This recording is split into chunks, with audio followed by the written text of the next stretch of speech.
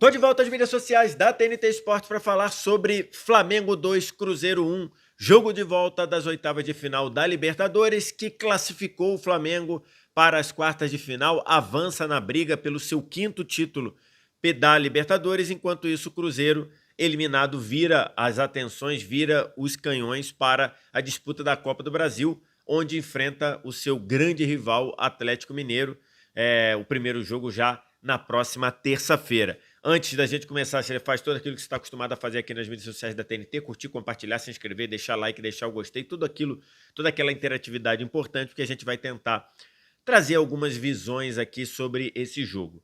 O placar, tanto do jogo desta quarta-feira quanto da eliminatória, 2-1 no Maracanã e 3-2 no agregado, passa a sensação de que o confronto foi super equilibrado e que foi em alguns momentos. Mas acho que, no geral, se a gente considerar tanto o fato do Flamengo ter ficado mais perto de vencer o jogo do Mineirão do que o Cruzeiro, mesmo o Cruzeiro tendo saído na frente, o goleiro Otávio fez mais defesas e defesas mais difíceis no jogo do Mineirão. Basicamente, a bola do Cruzeiro que foi no gol entrou naquele belíssimo gol do Arroio.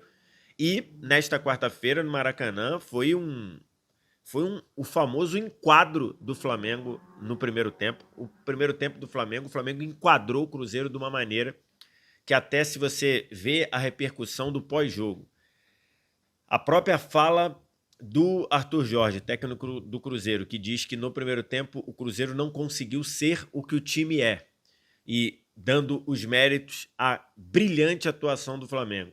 Quanto à repercussão da torcida em mídia social, quando muita gente até pegou pesado, eu acho, com o Cruzeiro, dizendo que o Cruzeiro teve uma postura vergonhosa, uma postura de time pequeno. Isso reflexo de quão bom o Flamengo foi no primeiro tempo no Maracanã. A verdade é que o primeiro tempo ter terminado 1-0 num golaço do Arrascaeta, num gol muito com a cara do Flamengo e num gol que, por exemplo, no de placa desta quarta-feira, eu, Marcelo Beckler e o Cinho falamos sobre isso, do risco que é o Cruzeiro deixar os zagueiros do Flamengo armarem o jogo. A jogada que termina no golaço do Arrascaeta, ela tem como grande chamariz o toque meio que de calcanhar com a parte de fora do pé, o toque brilhante do Pedro na assistência para a chapada do Arrascaeta na parede da rede. Mas é uma jogada que começa com o Cruzeiro permitindo que o Léo Pereira avançasse da defesa do Flamengo até praticamente a intermediária do Cruzeiro para dar o passe, se eu não me engano, no Samuel Lino, o Lino espetar essa bola pro próprio Arrascaeta, o Arrascaeta dá no Pedro e o Pedro devolver. É uma jogada que mostra muito bem quanta liberdade o Flamengo teve no primeiro tempo para recuperar a bola, para ganhar as batalhas e para o tempo todo estar no campo de ataque. O primeiro tempo do Flamengo foi um primeiro tempo brilhante. O primeiro tempo do Flamengo contra o Vitória tinha sido um dos melhores, talvez o melhor primeiro tempo do Flamengo sob o comando do Léo Jardim, mas já foi suplantado pelo primeiro tempo de hoje.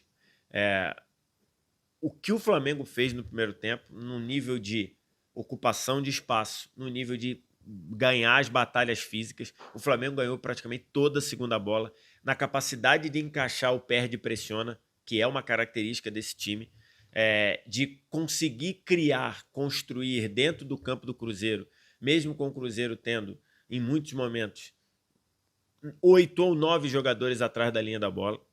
E na prática, mais uma vez, aconteceu com o grande problema, talvez, do Flamengo nessa temporada, que não é dessa, já vem de algum tempo, que é o Flamengo não conseguir converter o grande volume de jogo que ele tem em gols. O Flamengo fez um gol no primeiro tempo e teve muitas oportunidades, né? Teve várias finalizações, o Pedro finalizou duas, o Samuel Lino finalizou uma, o Plata finalizou uma, o Léo Ortiz teve uma bola de cabeça que ele cabeceou livre para fora. Então, assim, continua sendo algo que o Flamengo precisa se preocupar, a quantidade de volume de jogo, de oportunidades que cria e não consegue converter.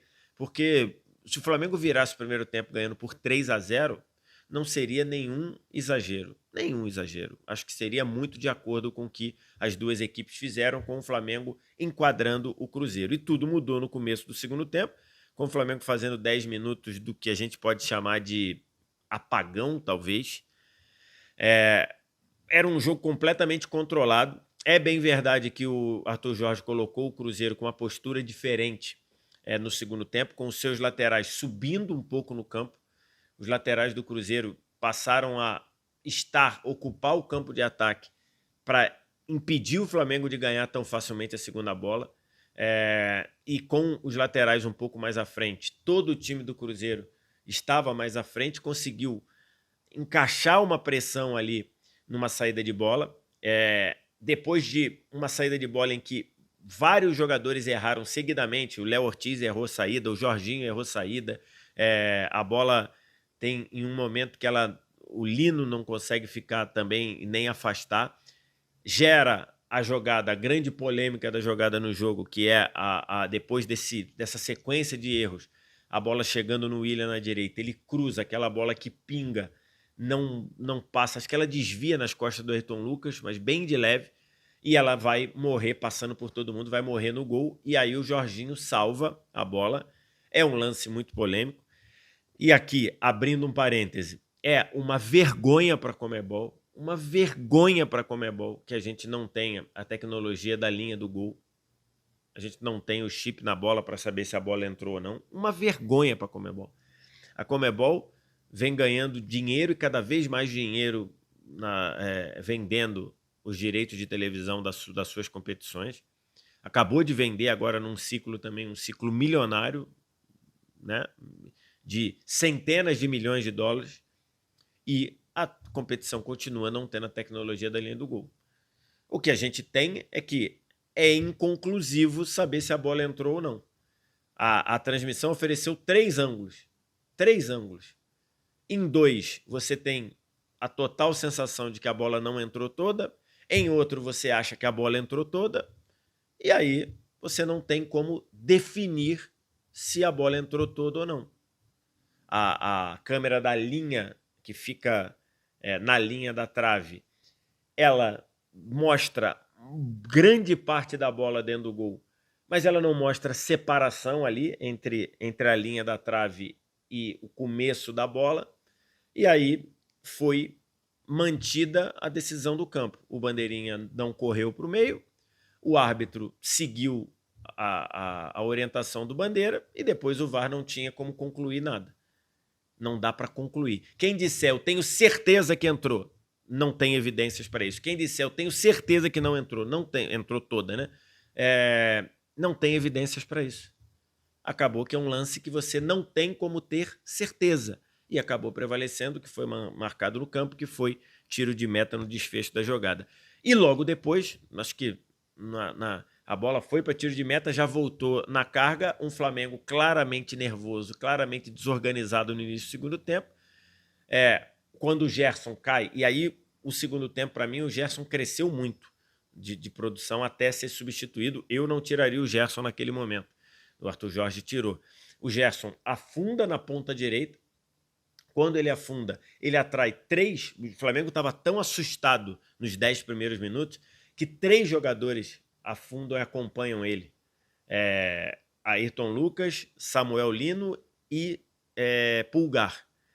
Quando eles 3 vão junto com o Gerson na profundidade, a frente da área fica um vazio, o Gerson rola para trás, o Lucas Romero, que fez um grande jogo, talvez o melhor jogador do Cruzeiro na partida, solta uma paulada, ela sai fugindo para achar a parede da rede, e o Rossi acabou não conseguindo fazer a defesa. Muita gente dizendo que o Rossi falhou, eu não sei se ele falhou, mas em alguns lances parece que dava para defender, em outros parece que não.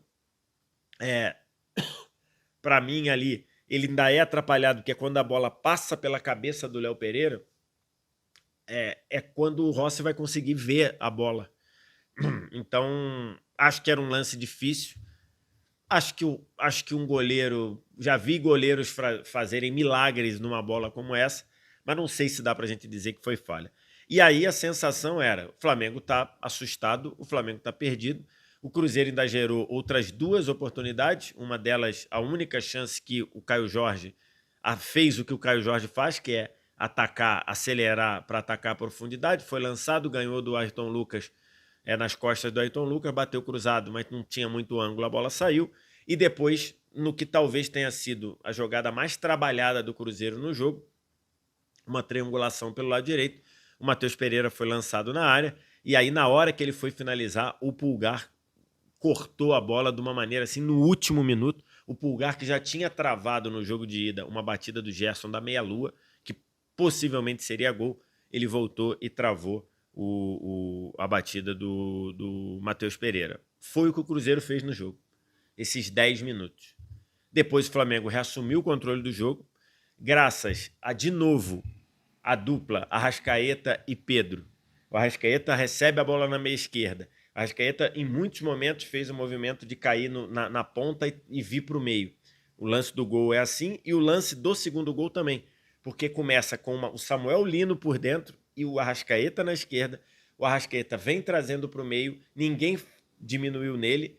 Aí, quando o Arrascaeta começou a vir para o meio, isso é jogada trabalhada, com certeza jogada trabalhada. Quando o Arrascaeta começa a vir para o meio, o Samuel Lino sai do meio para a esquerda, o Arrascaeta acerta o passe no Pedro, e o Pedro dá o passe para achar a bola para o Lino entrando em condição legal. Lino tem muito problema com entrar em impedimento, dessa vez entrou em condição legal, o Jonathan Jesus dava condição no miolo da área, e aí o Lino cortou, o William, muito bem cortado, bateu para fazer 2-1. E o 2-1 deu ao Flamengo de volta a tranquilidade, e o Flamengo teve mais chance para aumentar. O Paquetá teve 2, o Everton Araújo quis ser herói numa batida, teve outra, o Pedro teve mais uma finalização também, saiu fraca, e aí nos 5 minutos finais, 8 minutos finais, contando os acréscimos, que o Cruzeiro começou a fazer uma pressão de ir para cima, mas muito bagunçada, muito descoordenada. Eu não teria tirado o Gerson, o Arthur Jorge tirou, botou o Bruno Rodrigues, que entrou muito mal. O Matheus Pereira, mais uma partida muito abaixo, uma partida em jogo decisivo muito abaixo do Matheus Pereira. É um tema na imprensa de Belo Horizonte, como o Matheus Pereira não consegue produzir em jogo decisivo, em jogo de mata-mata. E hoje a partida do Matheus Pereira muito abaixo, mas muito abaixo mesmo. Primeiro tempo ele assistiu dentro do campo. No segundo tempo, a bola que ele teve, ele conseguiu chegar atrasado e deixou o Pulgar roubar. E depois, com a saída do Gerson, ele voltou para armar o time, e o saída lenta, saída sem muita efetividade para um time que estava perdendo. Então, mais uma partida abaixo do Matheus Pereira. O Caio Jorge não vive uma boa fase. Os 2 pontas que tinham jogado bem no Mineirão hoje jogaram mal. Arroio sumido, o Wesley sumido. Então, assim, uma vitória merecida, uma classificação merecida do Flamengo, e que muda completamente o astral do Flamengo em relação àqueles 2 empates seguidos. São Paulo no Maracanã, quando jogou para vencer, mas acabou não aproveitando a chance, e aquele empate contra o Inter no Beira-Rio. Esse o Flamengo não jogou para vencer. Acho que até o empate ficou muito justo pelo que o Flamengo não produziu. Talvez até o Inter merecesse ter vencido aquele jogo. Mas aqueles 2 jogos geraram ali uma instabilidade muito grande que já praticamente acabou. 2 boas vitórias na sequência, ganhou do Vitória no Maracanã e goleou o Mirassol fora, e entre esses 2 jogos do Brasileiro, uma classificação em cima do Cruzeiro, tendo jogado melhor que o Cruzeiro no todo do confronto. Se a gente pegar ali 180 minutos do confronto, acho que o Flamengo jogou melhor que o Cruzeiro em 120, 130, e talvez o Cruzeiro tenha dominado e tido o controle do jogo em 50, talvez. Então, uma classificação muito merecida de um Flamengo que, de novo, caiu cedo da Copa do Brasil, como foi no ano passado. Dessa vez até caiu uma fase antes, né, em relação ao ano passado, quando tinha sido eliminado pelo Galo, mas está forte na briga para defender os seus 2 títulos. diminuiu para 3 pontos a desvantagem para o Palmeiras no Brasileiro. Tem um jogo a menos contra o Mirassol no Maracanã, então potencialmente o Flamengo pode hoje projetar ser líder do Brasileiro com a pontuação que está. E na Libertadores está nas quartas de final, até aqui com a melhor campanha, decide todos os confrontos que tiver, decide no Maracanã e aí vê o que consegue fazer. Classificado, espera agora Tolima ou Independente Del Valle. Primeiro jogo na Colômbia foi 1-0 Del Valle. Semana que vem tem o jogo no Equador. Então, né, salvo o Tolima fazer uma classificação histórica, o adversário deve ser o Del Valle. E aí depois fica esperando se passar pelo Del Valle, né? Se for o Del Valle e passar pelo Del Valle, o Flamengo teria na parte de cima da chave Estudiantes, que já está nas quartas de final, ou o Corinthians ou o Rosário Central, que se enfrentam amanhã. Falar alguns pontos aqui, elogios. No Cruzeiro, acho que só dá para elogiar o Romero, que fez uma partidaça. Muito boa a partida do Romero. O Gerson fez o primeiro tempo ruim, um segundo tempo que eu gostei. Matheus Pereira foi mal o jogo todo. Os laterais do Cruzeiro foram mal o jogo todo. Eu não teria entrado com o William, teria entrado com o Fagner. Acho que o William, inclusive o Flamengo fez os 2 gols em cima do William. Esse é o ponto no lado do Cruzeiro. No lado do Flamengo, cara, muita gente jogou muito bem. Muita gente. De novo, o Royal fez um grande jogo. O Pulgar, tem aí a questão da renovação de contrato, não sei se é isso, mas o Pulgar tá jogando num nível absurdo, absurdo. A partida do Pulgar hoje foi ótima. O Jorginho fez uma partidaça de novo. Uma partidaça, o que ele controlou, o que ele coordenou a pressão, o que ele fez o time subir para encaixar o perde e pressiona. Gostei demais da partida do Lino, é impressionante.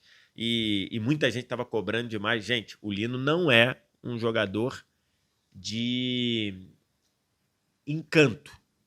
O Lino é um jogador de eficiência. E dentro dessa eficiência, ele vai te entregar consistência, volume, enfim. Ainda tem uma outra coisa na tomada de decisão, às vezes ansioso no impedimento, mas o Lino é um jogador muito efetivo que te entrega demais. O que o Lino correu hoje, mas a gente tem que falar, lógico, do Pedro. Não dá para o Pedro ter menos minutos, ou não dá para ter a titularidade do Pedro questionado. O Pedro é um jogadoraço, meu Deus do céu. O que o Pedro fez hoje, o que o Pedro leu de jogo hoje, as 2 assistências. Hoje ele não estava calibrado na finalização, mas em compensação o que ele deu de passe. Primeira jogada do jogo é um passe que o Pedro dá também, que ele aciona, se eu não me engano, o Royal no lado direito. Assim, o Pedro joga demais, cara. O Pedro joga demais. E as 2 assistências dele hoje, fenomenais, fenomenais, fenomenais. Eu, de novo, entendi o que o Leonardo Jardim queria fazer no jogo do Mineirão, entendi, mas não concordo, né? E aí ele até hoje falou que já estava previsto já que o Pedro jogaria, porque nos jogos em casa o Flamengo tem mais posse de bola, o Flamengo tem mais postura de protagonista e que para isso funciona melhor o Pedro. Mas assim, joga demais, joga demais. E aí termina mais uma eliminatória entre Flamengo e Cruzeiro. São 10 eliminatórias, são 10 mata-matas entre Flamengo e Cruzeiro. Tá 5-5. Em 5, o Flamengo passou, em 5, o Cruzeiro passou. É bem verdade que em 2 finais de Copa do Brasil, o Cruzeiro ganhou as 2, né? 2003 e 2017. Mas em números gerais, 5-5. Dessas 10, 2 foram em campo neutro. Lá no começo, 2001, 2002... tinha a nossa querida e simpática Copa dos Campeões, que era jogada em campo neutro, era jogada no Nordeste, em estádios do Nordeste. Então, teve uma eliminação para cada lado. Em 2001, o Flamengo eliminou o Cruzeiro e em 2002, o Cruzeiro eliminou o Flamengo, em campo neutro. Então, são 8 duelos com o mando de campo. E tá 4-4. 4 classificações para o Flamengo, 4 classificações para o Cruzeiro. Com um detalhe, todas as vezes, quem fez o segundo jogo em casa classificou, inclusive hoje. O Flamengo fez o segundo jogo em casa e conseguiu a classificação. é uma característica de um duelo historicamente muito equilibrado. Quero te ouvir o que você acha, o que você pensa, faz toda aquela interatividade que você está acostumado a fazer aqui nas mídias sociais da TNT. Curtir, compartilhar, se inscrever, deixar o like, deixar o gostei. Qualquer momento a gente volta aqui com mais um vídeo aqui no canal da TNT Esportes. Um abraço. Tchau.